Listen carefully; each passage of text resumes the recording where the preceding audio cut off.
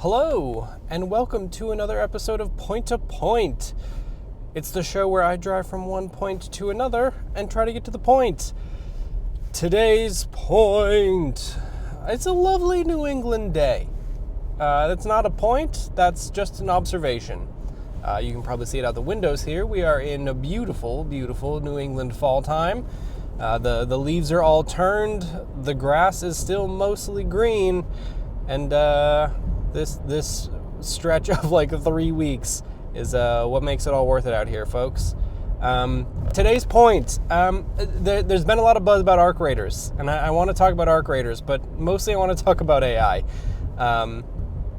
The Arc Raiders is one of those interesting things where, I guess, for those who don't know, Arc Raiders, it is a extraction shooter, I guess. It is a PvPvE, player versus enemy game, and you go into a map zone, like an open world map zone. There are a couple of other teams there. You have missions that you do, and you complete the missions, and there are defined extraction areas that you have to go to in order to get out of the map. And it is at these places where you will probably end up running into other players who maybe want to murder you and steal all your stuff. Then you die, you go back to base, you have none of the things that you wanted, and maybe you gain a little bit of account XP or something. It's been a game type that I've been interested in for a while. I've actually been really interested in Arc Raiders for a bit, and it's kind of been very annoying that turns out they use some form of artificial intelligence in the game, which has grown even more annoying that it's got a 93 on Metacritic right now, so it is doing very well, and they have kind of been out there saying the type of AI that they're using, and I've heard some stuff.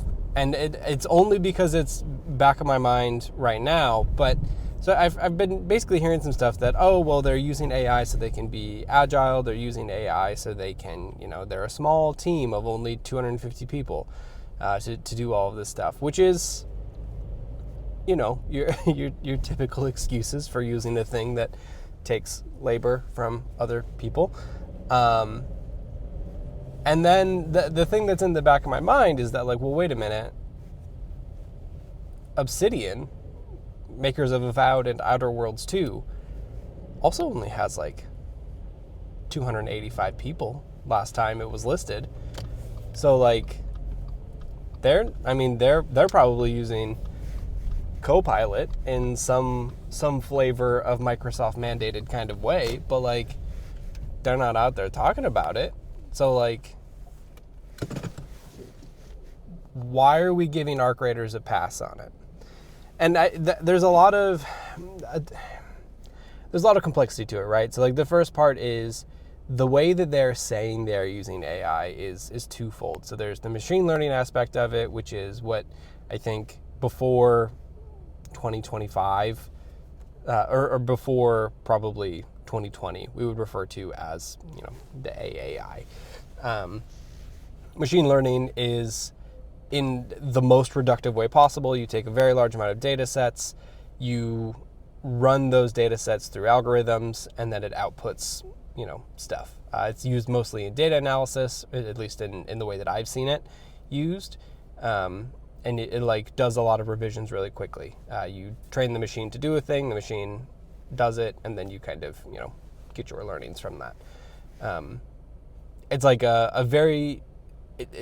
it's a good way to get a decent amount of learnings from an incredibly large data set.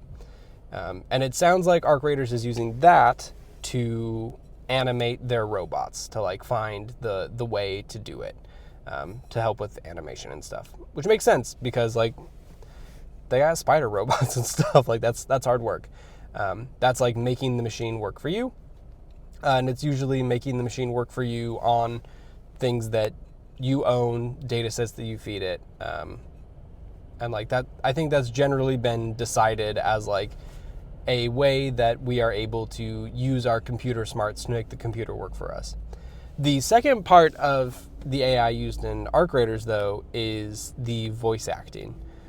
So it sounds like, and again, we'll get into kind of the difficulties here, but from what they have said, the work that they have done for voice acting is that they have hired professional voice actors to do voice lines. Then they have taken those voice lines and they have fed them into a model. Unclear what type of AI model they have built. I haven't seen any like larger technical documentation on that. And then from there, they are generating new voice lines off of the seed of the hired voice actors, which makes things a bit more complex, because the beauty of machine learning is that it is like purely an input-output situation. The information that you put in is like you choose what information to put in.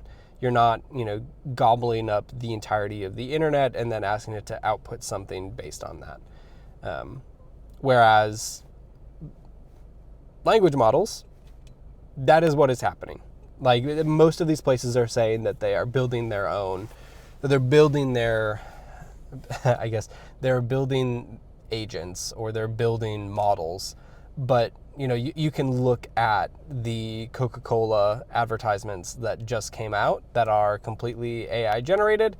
And guess what? You will probably see some typical modern animated cartoon characters there that are based on things that you have seen in the real world and culture.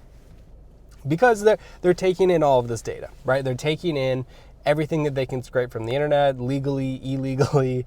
I guess that's still an open question to some people. And then it is generating stuff based off of a particular, seed that you're giving. So you're giving, I guess, to take this like the most extreme way, right? I don't necessarily believe that this is capital T true. I believe that this is true in essence, though.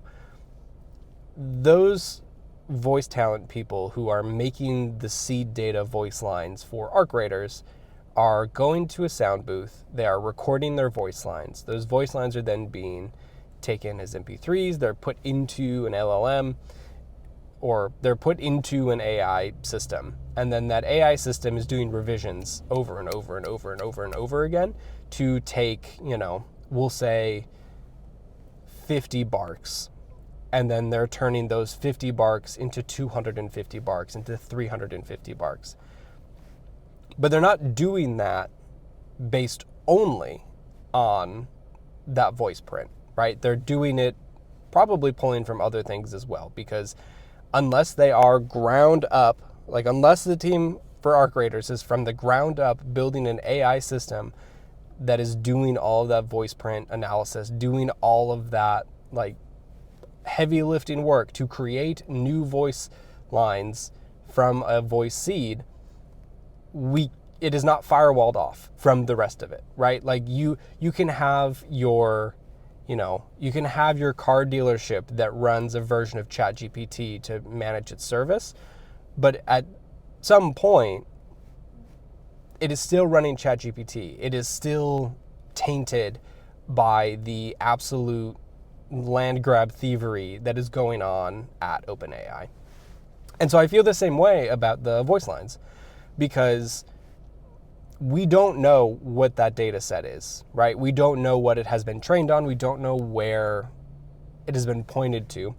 So there is a chance, infinitesimal, but we'll just use this as an example. There is a chance that one of the voice lines, in the analysis of creating that voice line, in the like millions of revisions that LLM goes through, this podcast was used as training data, because this podcast is posted on Google. It is posted on YouTube. I don't think that's fair. I think that voice talent should be paid to make those 350 barks. We're seeing that game do absolutely gangbuster numbers. So it is clear that there is a desire and there is a want to have that game out there, that people are buying it. that there is an immense amount of cash flow, and unless there is some terms in those voice actors' contracts, they are not seeing that because they gave their seed data. And if this game goes on for another 10 years, they don't have to hire them again.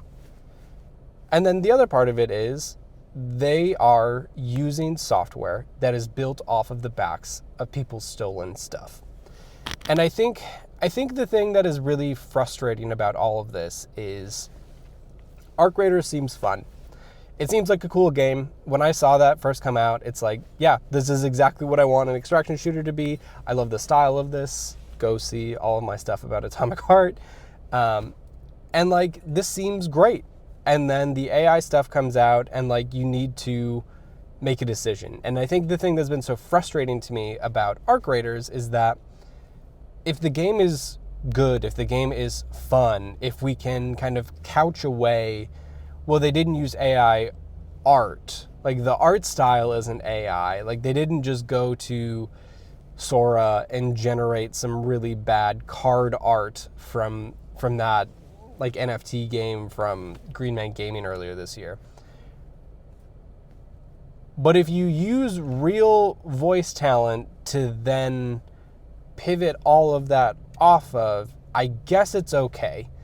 And that sucks. Like, we shouldn't incentivize people to say, just make a good game and you can get away with AI. Like, I think about this in another aspect of, back to those Coca-Cola ads.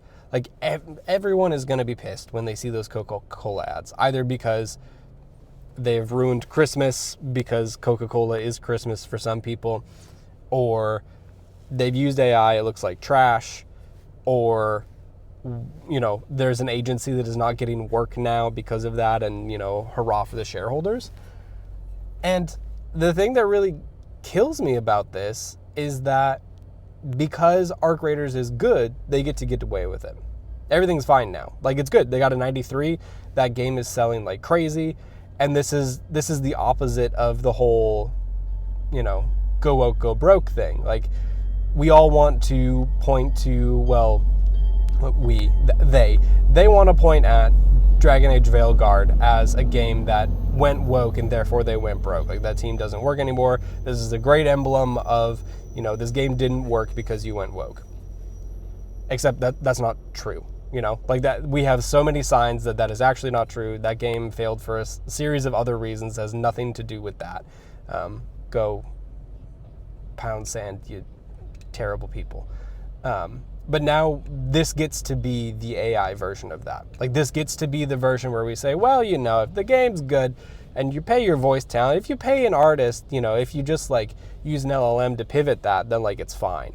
And I just think that's wrong. Like, I think that Arc Raiders should not get a pass because they made a good game. They made a good game. That's awesome on them. They should have made a game that supported the talent that is now not going to be profiting from that. And I think there's a lot of dynamics that are built into that about, like, okay, well, why did the talent feel okay signing that agreement? Is it perhaps because SAG-AFTRA is like not being as hard-nosed on AI talent in video games as they are elsewhere? Is it because maybe they went with non-union talent? Who knows? I'm sure that is discoverable. That is a Jason Schreier piece, not me sitting in my car piece. But yeah, I don't know. I have to.